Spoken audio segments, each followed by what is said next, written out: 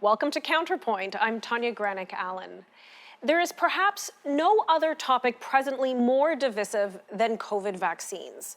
I've heard from many friends who have shared that they either have shunned or have been shunned by their family and friends over their position on the jab. Everything from barring unvaxxed family from seeing grandparents and LTCs to disinviting guests from weddings who don't show a vaccine passport.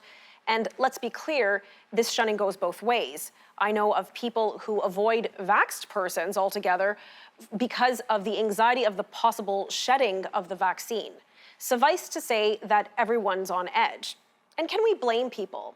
There's been so much media saturation on COVID, so much reporting that people have developed strong opinions on the matter of vaccines. Think of it. Prior to Dr. Theresa Tam, could you have named one other Chief Medical Officer of Health for Canada? Before COVID, could you have named any top doctor in the US government? Now, Dr. Anthony Fauci's name is a regular part of our lexicon. And a recent Leger poll shows that 77% of vaccinated Canadians hold a negative view towards the unvaccinated, including describing them as selfish and irresponsible. But are they? Why is the COVID vaccine the line in the sand for so many Canadians? Should this be a personal medical decision between patient and doctor? Has this great COVID vaccine debate helped or hindered society? Are we all standing together? Or is it that the longer this debate rages on, are we standing further and further apart? Are we Canadians still all in this together? Well, joining me now to share their perspective on this matter is Jonathan Kay, National Post columnist and editor and writer at Quillette, and Dr. Scott Masson, tenure professor at Toronto, writer with the Epoch Times, and frequent guest here on Counterpoint. Welcome, gentlemen. I'm really looking forward to diving right in because I really feel strongly that this is at the forefront of many Canadians. We saw this in the election, and now as we've exited the election, this is still really pressing on their minds. So perhaps I'll start with you, Jonathan. You wrote a well-written piece titled, in the National Post, titled "Anti-Vaxxer Conspiracy Theories Aren't Just Killing People, They're Tearing Society Apart."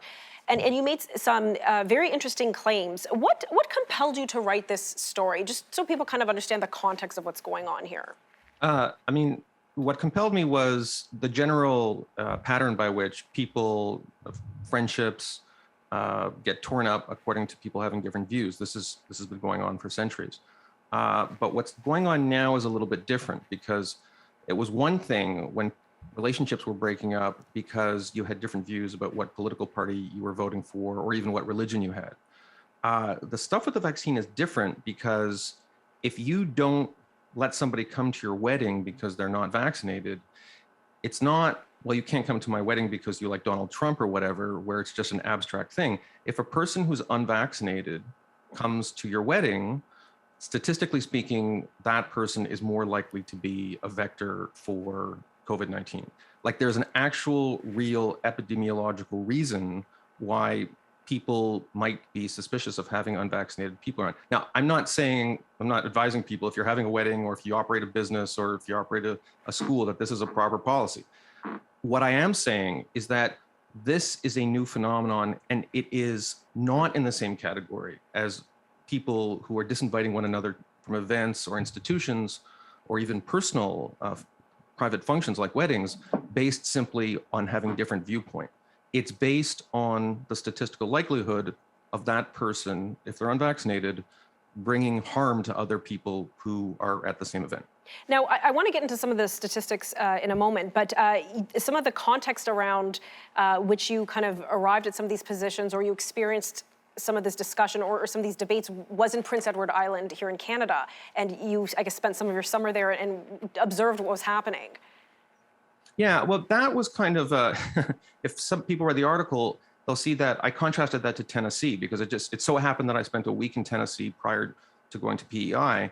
And it's interesting, I mean, both of them were lovely places to visit, but they couldn't be more different in terms of the way people think. In Tennessee at the time, I think it was 43% vaccination rate, one of the lowest rates in the United States. I think it was the third lowest state. I think the lowest was North Dakota. And PEI, at least at the time, maybe still has the highest vaccination rate of any jurisdiction in North America. Even at the time, it was over 80%, and now it's for all I know, it's 85 or 90%. Okay, And I've got to cut to commercial. Sorry, just for a moment. We're going to cut to commercial, but when we come back, I'll let you finish your thought there, because I think it's important for Canadians to see how things are maybe different than our southern counterparts. We'll be right back.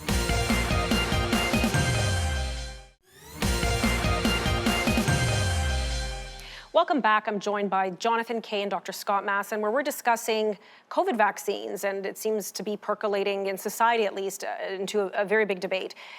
Jonathan, just before commercial, we were discussing, I guess in some ways, a contrast between Tennessee, when you were there in the summer, and PEI, and how that kind of helped frame your perspective on this. Yeah, and just to refresh people's memories, at Tennessee then and now, I think it's below 50% vaccination rate. Prince Edward Island here in Canada, where I live, I live in Ontario, but I was visiting PEI, the rate's up over 80%.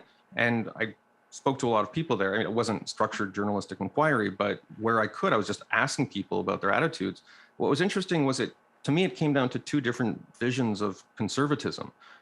In Tennessee, you had this very political, I guess you could call it modern Republican Trump style conservatism, very skeptical of government, very skeptical of mainstream so-called elite scientists, that sort of thing. Didn't want the government telling them what to do. And it was sort of that.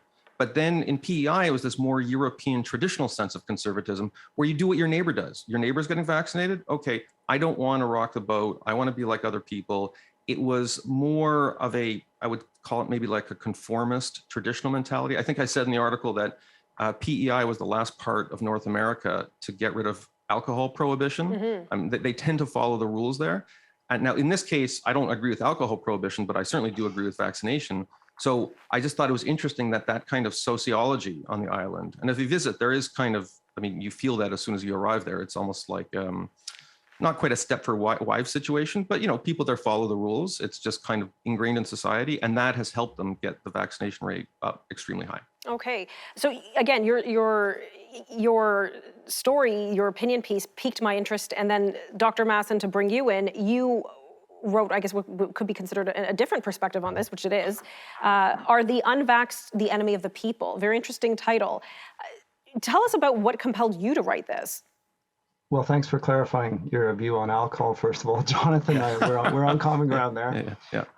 Well, what prompted me to write this is the sense that I had that, exactly as the title suggested, that the people who were not choosing to take the gene therapy shots, and I do call them that because that's actually accurate, which are still in a trial phase, were to be lumped together according to beliefs and so forth, as if they were sort of an amorphous mass.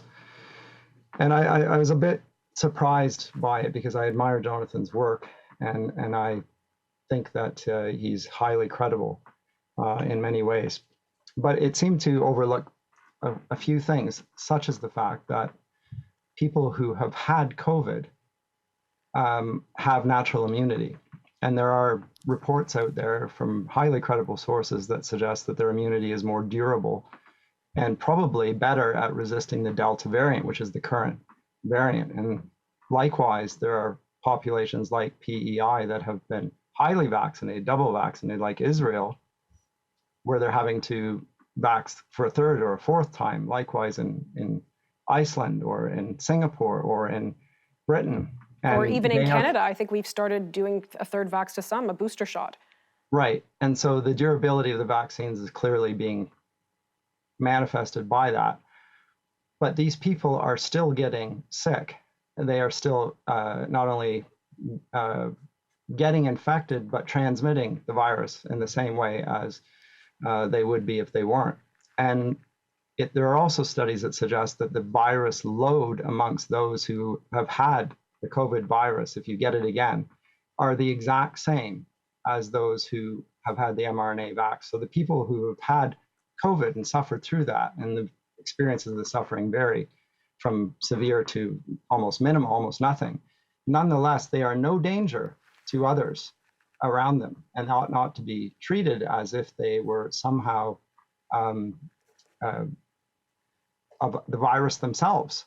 And I noted in my article, or articles that are written related to the subject, that it's really interesting that the Jews in German times were once referred to as a virus by Hitler himself. And it was his job to take care of that virus. He saw himself as a Pasteur, a Louis Pasteur of politics.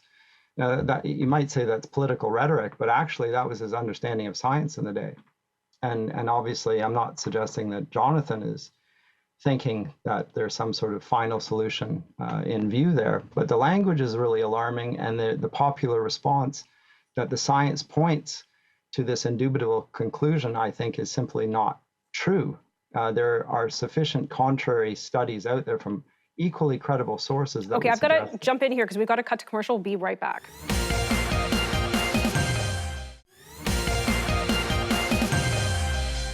Welcome back. We're discussing vaccines and whether those who haven't received the vaccine or the mRNA gene therapy, whatever you'd like to call it, whether they should be avoided, included in society, excluded. Does it matter in terms of viral load? We're discussing all of that, and joining me is Jonathan Kay and Dr. Scott Masson. Just before the break, Jonathan, Scott brought up an interesting point. In society, at least in Canadian society right now, as we've seen the vaccine mandates roll out and vaccine passport programs roll out province to province, there seems to be no consideration given to those who have had COVID and have recovered. Now, I know if you want to board a flight, you can show either proof of a negative PCR test, or you can show proof that you've recently recovered, aka in the last, recently recovered, meaning the last 90 days of COVID. So that's good to board a flight. What about in general, for family gatherings, for example? You know, if somebody has had COVID, shouldn't that be good enough for them? Shouldn't that not be equal in terms of immunity with either a vaccine or having natural immunity? Shouldn't that be good enough? So I think from a scientific point of view, if a person, if you know for a fact that a person has had COVID in the past, and obviously we're not just talking like a week ago, we're talking about, months ago. I mean, to me, yes, that would mean that I would feel much safer around that person. The problem is that it is much less, it is much more difficult to ascertain that. If we had the ability to ascertain whether person X indeed had COVID and thus, has the antibodies and is less likely to present a risk, that would be a great way of mitigating the risk of that person being in an environment. To me, that would be roughly equivalent to that person being vaccinated. Mm-hmm. However, as David Frum pointed out, some of your viewers may know he's a Canadian/American conservative. He had a great Twitter thread where he was talking about a lot of people who are opposed or suspicious of vaccination. They propose these policies whereby, well, if the person has this kind of blood type, or if this person has had COVID, or what often will happen is if you follow the logic of these schemes, it makes the government get more medical information from you, because in order to fulfill these ideas, you have to find out the person's medical history, and you have to make that person's medical history available to third parties so they can prove, oh yes, you had the disease, or your blood contains this kind of antibodies. And to my mind, if you're a conservative, and I know that a lot of your viewers are conservative, sure, you might, as well as other factors we're talking about, you might be looking at ways that are maybe more simple and streamline and maybe even minimize the government's role in making sure everybody is on the same, is at the same baseline in terms of public protection, which to my mind would mean, have you been vaccinated? If I could just add in terms of some of the technical aspects, I certainly do not regard this as a traditional form of gene therapy where you permanently alter the gene, let alone the germline of a person. And the mRNA is a substance that is very temporary within the system. I don't think it's fair to call it gene therapy. I think it scares people. And even to such extent as people are scared by such terms, they can also always get the AstraZeneca vaccine, which is, I think it's based on a chimpanzee adenovirus. Yeah, it's like more traditional vector vaccine. It is a traditional vaccine technology. And here in Canada, unlike the United States, AstraZeneca is fully accredited for use. My first shot was AstraZeneca. No microchips in my system, to my knowledge. So, I mean, I I think there's lots of options. Well, not lots of options, but there's several options for Canadians if they want to get vaccinated. Okay, so you've said a lot there, but you brought up a very interesting point, which I hadn't considered when we discussed natural immunity, is that, yes, even with a vaccine passport, you're forking over some amount of personal information. Yes, I had this shot. This is when I did it. This is my status now. Here's my certificate.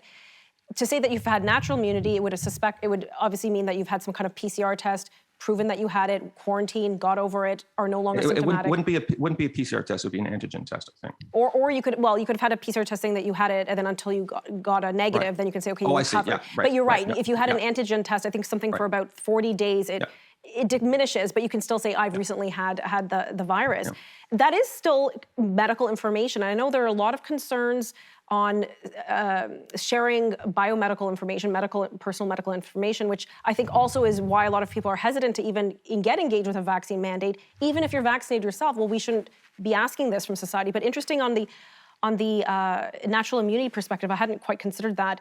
Scott, we have only 30 seconds before commercial. What are your thoughts on that? Well, my thoughts are that we are no longer living in a free society in terms of the way we are operating. We are operating under the auspices of an emergency still. We don't have a functioning parliamentary democracy in the sense that the Charter of Rights and Freedoms is not currently available to Canadians. The measures that the government is taking is under the auspices of the emergency orders. Okay, we're going to continue this discussion right when we return.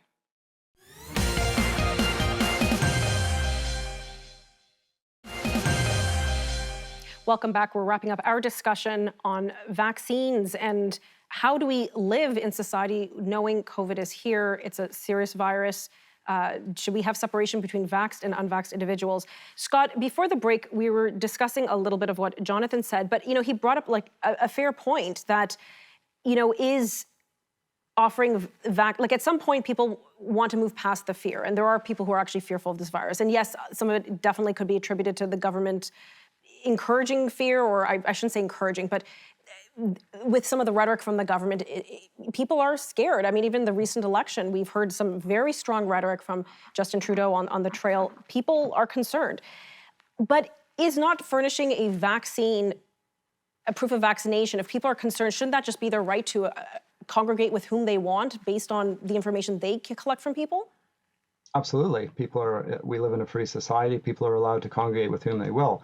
It's a different matter for companies to exclude people based on their identity. And that is identifying yourself, and it's identifying yourself with what used to be called private health information. So I regard it already as a serious encroachment into Canadians' lives. And I think that the government has no business in there, and I can't see once it's encroached into that space how we push it back out of it. Because the technology that follows that, which is already in existence for monitoring, surveilling electronically, that is coming in, and we've already read, if you've looked at the Ottawa Citizen, that they are using propaganda techniques that they were employing in Afghanistan. They're using that against their own people. Likewise, there's going to be visual scans of faces. That's on the books for the federal government. I don't think that this incursion into our rights and freedoms, that there are any plans to pull that back. So this is like a slippery slope that we should just halt it early? Is that what you're suggesting? It's not halting it early. It never ought to have been brought into force, in my view. I think it was an overreach from the beginning. It was done out of fear. It was done, I assume, out of ignorance, and I understood it initially. But once it continued on, the benchmark kept moving, and eventually the only way we were going to return to normal was to get the shot. But the shots don't stop you from getting this, and they don't stop it from being transmitted, and the variants evolve more quickly than any technology that we can come to stop it. So I just wonder when the emergency will end, and I can't see it ending. As I say, they originally wanted to stop the system from being overloaded, the healthcare system. And we're still there. We're still there. Not only are we still there, because we've always been at capacity in Canada, because that's the nature of socialized medicine. We've just laid off thousands, or who have refused to take it, and thereby provoked the crisis that we're seeking to avoid. Now, who's the problem here? Is it really the people who are reluctant to take vaccines for any number of reasons? Or is it the government that's assaulting the civil liberties that Jonathan is so worried about? Well, Jonathan, I'll let you respond to that. So, look, I obviously I disagree with Dr. Masson on a few things here. Look, including the risk. If the CDC data suggests that if you do get vaccinated, I think on average you're 29 times less likely to be hospitalized or die. from COVID-19. It is absolutely true that you can still get the disease, absolutely true that you can still transmit the disease, even if you're vaccinated. Those things are true, but you are just much less likely to die or to be seriously ill from COVID. So I think that's. However, I think Scott makes an excellent point when he talks about the general climate of distrust in which this is taking place. These are, to my mind, somewhat, not entirely, but somewhat separate issues, that the government is encroaching on civil liberties in many areas. And I think maybe one thing we would agree on is that the vaccine, certainly the vaccine passport mandates, they come about in a political climate in which people are already suspicious of the government doing this kind of stuff. Now, it's obviously an unrelated issue, but if you look at the two separate pieces of legislation that the federal government, federal government is not directly involved with the mandates and stuff, which is more provincial, but you have two pieces of legislation in which the federal government over the last year has proposed to regulate our speech. This is Justin Trudeau's Liberal government. This has nothing to do with COVID. However, if you are somebody who has a conservative disposition and you see the government is trying to limit what we are allowed to say, that hardly lends itself to an attitude of trust when the next day a public health officer says, oh, by the way, you have to get vaccinated, and we're going to remove items from, we're going to lobby to remove items from social media that suggest otherwise. I'm pro-vax, but I totally get why people are suspicious of government motives on this or any other subject. On that note, we have to end. I'm sorry we've run out of time, but thank you both so much for joining me today.